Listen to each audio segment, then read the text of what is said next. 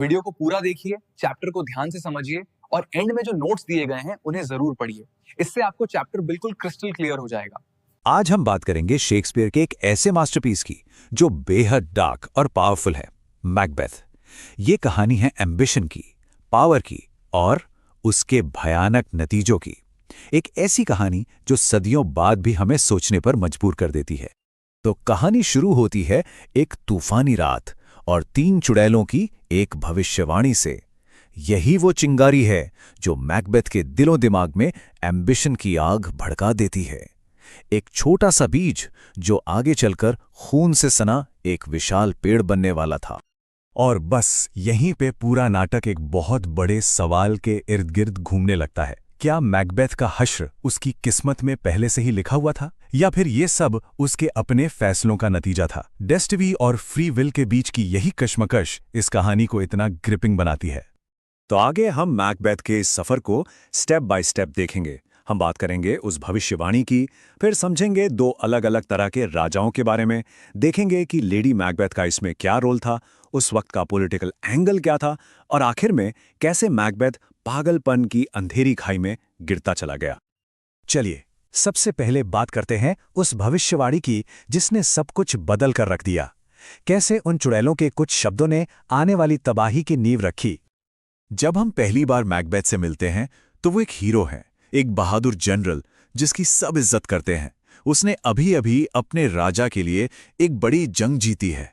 Shakespeare जानबूझकर उसे इतना महान दिखाते हैं ताकि जब वो गिरे तो उसका गिरना और भी ज्यादा ट्रैजिक लगे। तो वो चुड़ैलें 3 बातें कहती हैं। पहली, मैकबेथ कॉर्डोर का थेन बनेगा। दूसरी, मैकबेथ स्कॉटलैंड का राजा बनेगा। और तीसरी, उसके दोस्त बैंको के बच्चे राजा बनेंगे। और फिर होता क्या है? पहली भविष्यवाणी लगभग फौरन सच हो जाती है। बस यहीं से मैकबेथ के दिमाग में वो खतरनाक ख्याल जड़ पकड़ लेता है कि अगर पहली बात सच हुई है तो दूसरी भी हो सकती है। अब मैकबेथ के एम्बिशन को पूरी तरह समझने के लिए ये जानना जरूरी है कि वो किसकी जगह लेना चाहता था। और यहीं पर शेक्सपियर ने बहुत ही खूबसूरती से 2 अलग अलग तरह के राजाओं को हमारे सामने रखा है। राजा डंकन सिर्फ एक शासक नहीं है, वो एक आदर्श राजा है, नेक, दरियादिल और इंसाफ पसंद। वो एक ऐसे लीडर हैं जो वफादारी की कद्र करते हैं, अपनी प्रजा को पालते पोसते हैं। वो मैकबेथ से कहते भी हैं, मैंने तुम्हें एक पौधे की तरह लगाया है और मैं तुम्हें सींचकर एक बड़ा पेड़ बनाऊंगा। इससे पता चलता है कि वो कितने अच्छे इंसान थे। तो एक तरफ हैं डंकन जो एक गुणी और दयालु राजा हैं, और दूसरी तरफ है मैकबेथ जो एक जालिम और हिंसक तानाशाह बन जाता है। डंकन का राज भरोसे और इंसाफ पर चलता था, जबकि मैकबेथ का राज डर और वहम पर। शेक्सपियर हमें साफ साफ दिखाते हैं कि जब एक नेक राजा की जगह एक तानाशाह ले लेता है तो मुल्क क्या कुछ खो देता है।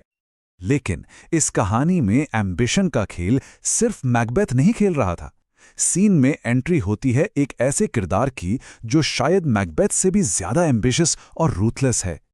जैसे ही लेडी मैकबेथ को भविष्यवाणी के बारे में पता चलता है, वो 1 सेकंड के लिए भी नहीं सोचती। वो अपने पति से कहीं ज्यादा मजबूत इरादों वाली, बेरहम और एम्बिशियस है। वो जानती है कि मैकबेथ के दिल में इंसानियत की नमी बाकी है, मतलब वो थोड़ा नरम दिल है, और इस काम के लिए उसे उकसाना पड़ेगा, उसे धकेलना पड़ेगा। उसका सबसे बड़ा हथियार है साइकोलॉजिकल मैनिपुलेशन। जब मैकबेथ कत्ल करने से हिचकिचाता है तो वो सीधा उसकी मर्दानगी पर हमला करती है। वो उसे ताने देती है, उसे डरपोक कहती है, और ये तब तक करती है जब तक मैकबेथ को ये न लगने लगे कि खुद को मर्द साबित करने का अब एक ही रास्ता है, राजा डंकन का खून। और कत्ल के ठीक बाद उसकी हिम्मत देखने लायक होती है। एक तरफ मैकबेथ है जो डर से कांप रहा है, पूरी तरह बिखर चुका है, और दूसरी तरफ लेडी मैकबेथ है जो बिल्कुल शांत और फोकस्ड है। वही सब कुछ संभालती है, सबूत मिटाने का काम अपने हाथ में लेती है। इससे पता चलता है कि वो कितनी बेरहम और मजबूत थी, कम से कम उस वक्त तो थी। अब मैकबेथ को पूरी तरह समझने के लिए हमें कहानी से एक कदम पीछे हटना होगा और उस जमाने में जाना होगा जब ये नाटक लिखा गया था। माना जाता है कि शेक्सपियर ने मैकबेथ एक बहुत खास इंसान के लिए लिखा था, किंग जेम्स द फर्स्ट, जो उस वक्त इंग्लैंड के नए नए राजा बने थे और इससे पहले स्कॉटलैंड के राजा थे। तो जाहिर है स्कॉटलैंड पर आधारित ये नाटक उन्हें खुश करने के लिए ही लिखा गया था। अब किंग जेम्स की कुछ खास बातें थीं या कह सकते हैं कि कुछ डर थे। उन्हें जादू टोने और चुड़ैलों में बहुत दिलचस्पी थी। उन्हें गद्दारी से बहुत डर लगता था, खासकर 1605 के गन पाउडर प्लॉट के बाद। और उन्हें हमेशा ये डर सताता था कि कोई उनकी हत्या कर देगा। तो शेक्सपियर ने क्या किया? उन्होंने इन तीनों चीजों को, चुड़ैलें, गद्दारी और राजा का कत्ल, सीधे मैकबेथ की कहानी में डाल दिया। और मजे की बात यह है कि असल इतिहास में जो राजा मैकबेथ था वो एक अच्छा शासक माना जाता था, लेकिन शेक्सपियर ने उसे एक जालिम तानाशाह बना दिया। क्यों? क्योंकि वो एक पॉलिटिकल मैसेज दे रहे थे। वो ये दिखा रहे थे कि एक सच्चे राजा के खिलाफ बगावत करना कितना बड़ा और भयानक गुनाह है। ये एक ऐसा मैसेज था जो किंग जेम्स को सुनना बहुत अच्छा लगा होगा। तो मैकबेथ को ताज तो मिल गया, लेकिन उसकी कीमत बहुत भारी थी। अब देखते हैं कि कैसे खून का एक धब्बा मैकबेथ और उसकी पत्नी दोनों की दिमागी हालत को तबाह करके रख देता है। गिल्ट यानी कि अपराध बोध अपना असर फौरन दिखाना शुरू कर देता है। मैकबेथ को एक आवाज सुनाई देती है जो कहती है, अब कोई नहीं सोएगा, मैकबेथ ने नींद का कत्ल कर दिया है। ये एक पावरफुल मेटाफर है कि उसने अपना सुकून, अपनी शांति हमेशा के लिए खो दी है, वो शांति जो सिर्फ बेगुनाहों को नसीब होती है। और ये गिल्ट और पैरानोया जल्दी एक खौफनाक शक्ल ले लेता है। एक शाही दावत में उसे अपने दोस्त बैंको का भूत दिखने लगता है, जिसे वो मरवा चुका था, और वो भूत सिर्फ उसे ही दिखाई देता है। पूरी महफिल के सामने उसकी ये हालत ये दिखा देती है कि वो दिमागी तौर पर किस हद तक टूट चुका है। और विडंबना देखिए, लेडी मैकबेथ जो कत्ल से पहले इतनी मजबूत थी, बाद में गिल्ट का बोझ उसे मैकबेथ से भी ज्यादा तोड़ देता है। वो नींद में चलने लगती है, बार बार अपने हाथों को रगड़ती है, जैसे उन पर लगे खून के वो दाग धोने की कोशिश कर रही हो जो किसी और को दिखते ही नहीं। आखिर में वो इस दर्द को बर्दाश्त नहीं कर पाती और उसकी मौत हो जाती है, जो शायद एक सुसाइड थी।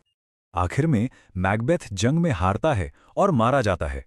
स्कॉटलैंड में फिर से अमन चैन कायम हो जाता है। लेकिन क्या कहानी यही खत्म हो जाती है? क्या एम्बिशन का ये खेल वाकई खत्म हो गया है? कुछ फिल्म एडेप्टेशंस में, जैसे रोमन पोलांस्की की फिल्म में, एक बहुत ही चिलिंग आइडिया दिखाया गया है।